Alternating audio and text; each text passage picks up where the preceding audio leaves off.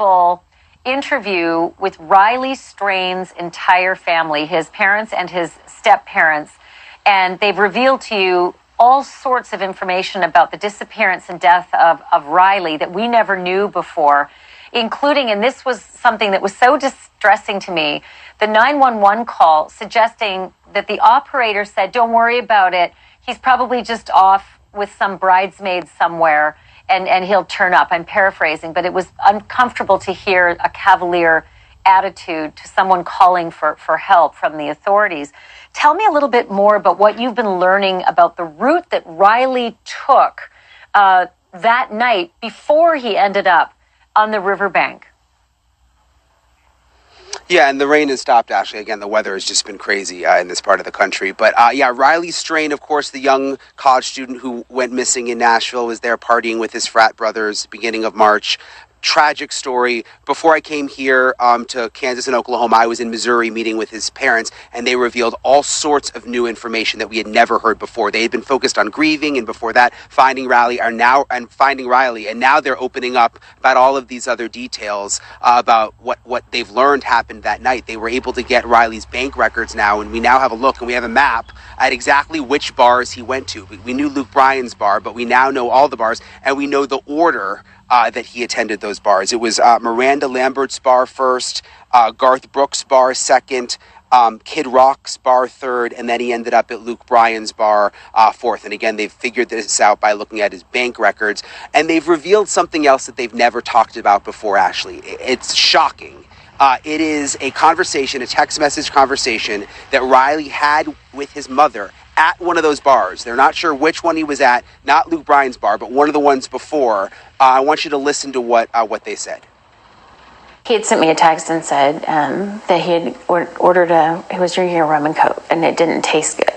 And I said, well, you probably shouldn't drink it then. He goes, well, it tastes like barbecue.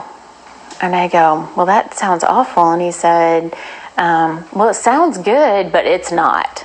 Well, a rum and coke normally tastes the same. I mean, that's not something that you really normally taste any different. Right. It has a very consistent taste. Yes.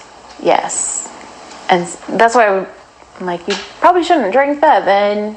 Do you think that could have something to do with what happened? Yeah. Maybe there was something in it that shouldn't have been. I mean, even if there wasn't foul play at the river, but if something happened in the bar, that's the kind of thing that could hurt someone else. Exactly. And you hear about that happening to women, but it likely happens to men too, I'm sure. From the stories that we've been told from Uber drivers and just different individuals that reached out to us that either happened to a family member or happened to them in Nashville, there's something there. There's something going on in that town. It just feels like you come up to a stopping point every time we get somewhere. It just feels like there's something holding everybody back from fully giving us what we need, and there's just something there. There is something there. It's just, be it money or bad publicity. Right. We don't know, but we truly want to try to help, this situation and help others. Nobody needs to go through what we've had to go through, the way that we've had to go through it. I mean, they're still telling us it's an accident. Fine. Show me the proof that you have that it's an accident. I'll accept it. So now, Ashley, questions of whether Riley was roofied based on that conversation that he had with his mom, and obviously the way that he was acting in some of the surveillance video that didn't make sense. We've learned there's a state investigation now on top of the local investigation, which apparently has ended and isn't continuing. The state now looking at cameras from the bars, according to the family, trying to figure out, what he drank. Did someone slip something in his drinks? All of that now being looked at, Ashley. Well, I sure hope that the state investigators, if they find that someone slipped something into his drink and he died as a result of it, I hope they charge that person with felony murder. because drugging someone is a felony. And when someone dies as the result of your felony, you get charged with the resulting murder. That is so distressing to hear that. Brian, excellent digging. And I know that there's a lot more. By the way, please go get shelter. Thank you for, doing this in such bad weather down there, and all the digging and all the double duty today, Brian. Thank you so much. Excellent job. Thanks, Ash. And I've got a whole lot more of Brian's exclusive interview with Riley Strain's parents coming up after the break, because while they were on the ground in Nashville and they were personally searching everywhere they could, what were Riley's frat brothers doing? Riley's mom and dad said they could not believe how these young men behaved, and you may not believe it either. Hear it all next. A hole in her heart, and it is not just the loss of her son. It is the lack of answers from people who should know by now. How Riley went from alive and texting outside a Nashville bar to dead in the Cumberland River. Nashville police are still insisting it was a tragic accident and nothing more. But the family is not buying that. As for Riley's brothers at his fraternity at the University of Missouri, you may be shocked when you hear how they reacted to Riley's real family when that family needed support the most. And not only that, we got more now of an interview you'll see now only on News Nation about that drink, about the disappearance, and about what happened afterwards. Here's Riley Strain's mom and dad and step-parents with our Brian Enton.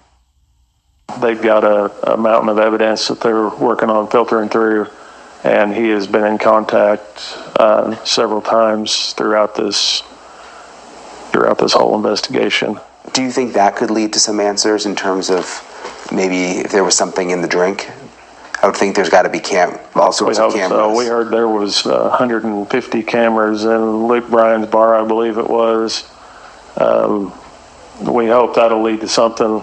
So, it's interesting because he wasn't in Luke Bryan so long as we thought. According to what the detectives told us timeline this week, he'd left Garce and went to Kid Rock's, and then spent an hour in Kid Rock's, then showed up at Luke Bryant's at 9:15, I believe is what the detective told us.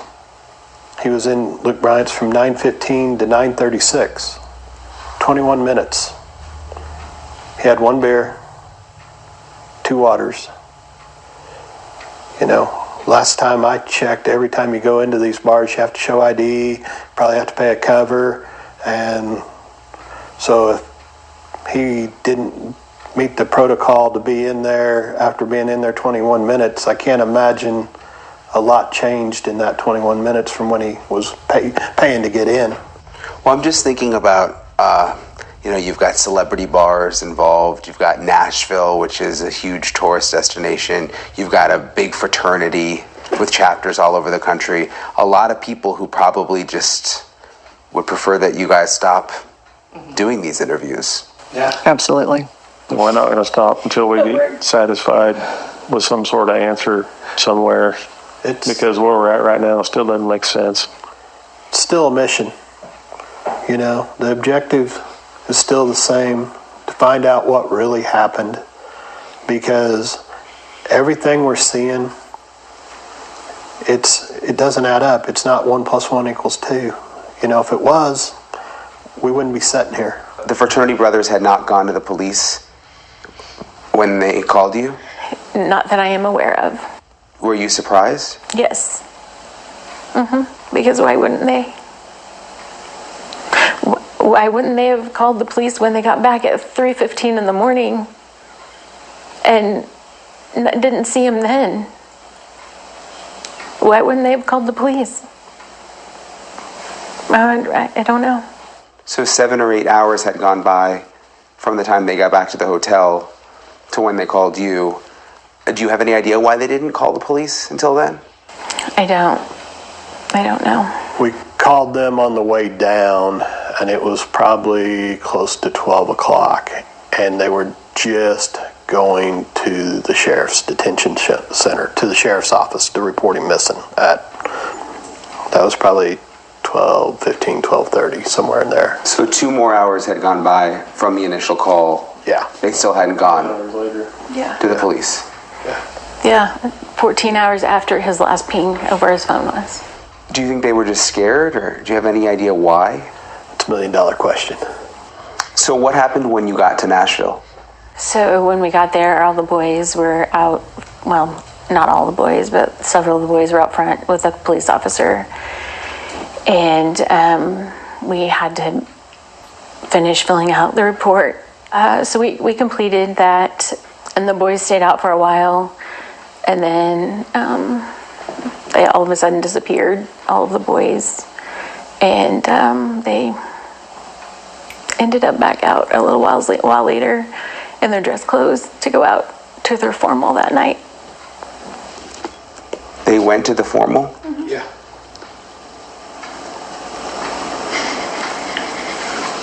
I mean, these are his fraternity brothers? Mm-hmm. Fraternity brothers, roommates, friends from high school. We spent the next 4.5 hours searching every emergency room to see if he was in the hospital. We come back and they're coming back, some of them from the party, and they're waving at us as we're sitting in the truck. How's that make you feel? I would have thought they would have all banded together like a search group that night. Yeah, 150, 160 of them on the ground, there from all different chapters. And, they told us that they were there. All of them were there if we needed them. We didn't know what we needed at that point in time, but you would have thought that, they would have at least been out searching, trying to do something. Wasn't. Or something. So the night after he went missing, you were out searching, mm-hmm. and the fraternity brothers were partying. Mm-hmm. Mm-hmm. What were you thinking? We weren't very happy with them, to say the least. It's appalling. You all received a letter from someone else who was staying at the same hotel, who described a little bit of what they heard that night that Riley went missing. I just want to read part of it. At first I thought it was a bunch of drunk college kids being jealous of girlfriend-boyfriend stuff, but it was too loud and went on too long. They were in halls. I could hear them between the walls. The doors for the hotel rooms are very heavy, so they slam when you let them shut. I woke up at 3:15 a.m. to numerous doors slamming, kids in the hall, both boys and girls, having very loud discussions, going back and forth from rooms multiple times. It was like new kids kept showing up on the floor during the entire period. These kids were freaking out about something. Were you ever able to find out what was going on in the hotel that night? From one of the friends that I talked to this week, apparently he had hurt his hand that night. Didn't really specify what he had done, but apparently it had to do with a hurt hand that night and people being emotional about it. Apparently it didn't have anything to do with Riley. Do you think there's information that his frat brothers have that they're not sharing?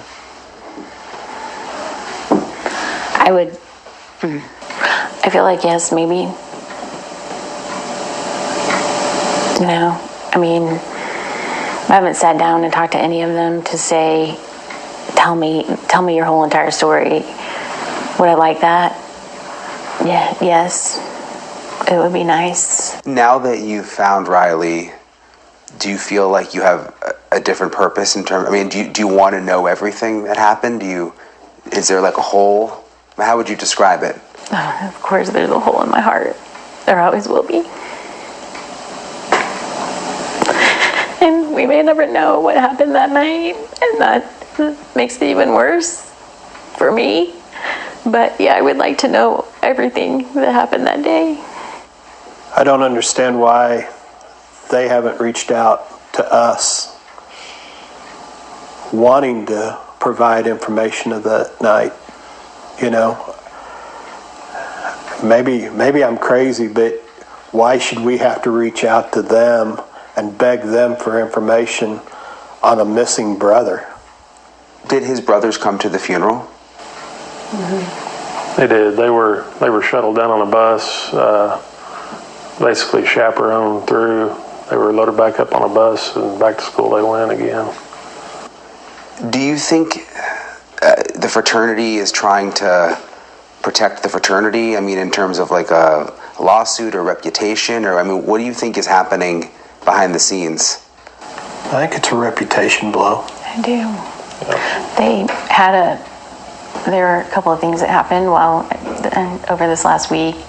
They had a memorial service for him in Columbia, and we were notified 3 hours before. Well, we know it takes 3 hours to get to Columbia. I mean, I thought this was a brotherhood, you know.